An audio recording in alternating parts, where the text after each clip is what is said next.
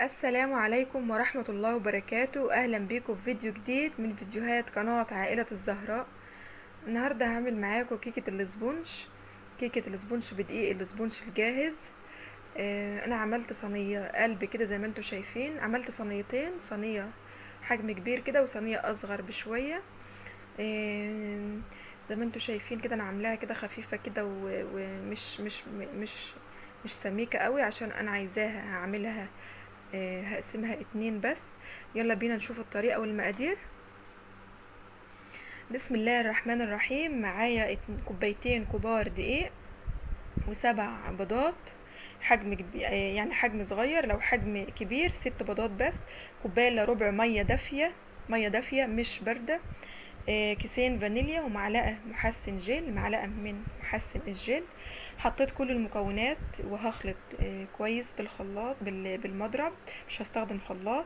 هحط بس غطا كده من الخل، مش معلقة برضو، غطا بس. وهخلط كل المقادير دي كلها مع بعضها.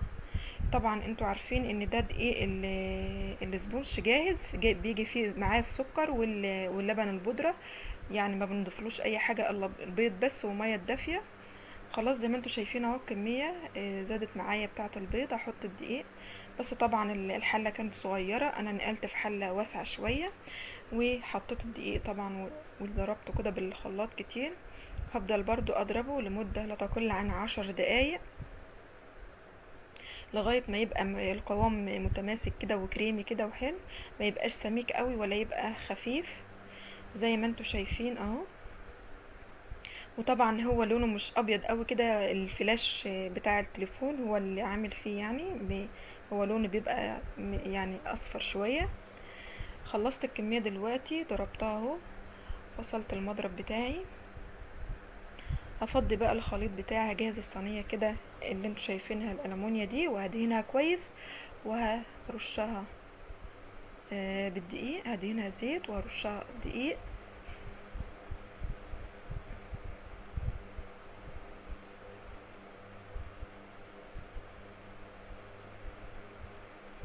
وهدهن برضو الصينية التانية وهرشها دقيق كويس. وهفضي بقى الخليط بتاعي، نضفت المكان كده وهفضي بقى الخليط.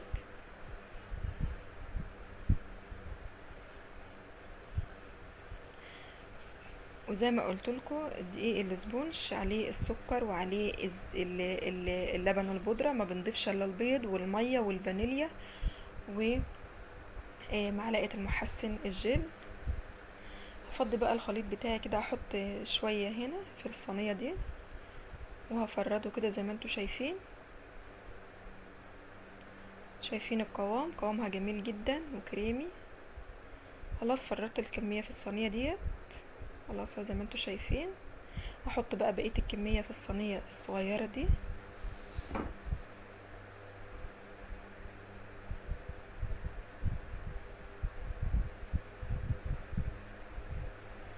خلصت برضو فردت الصينية زي ما انتوا شايفين كده.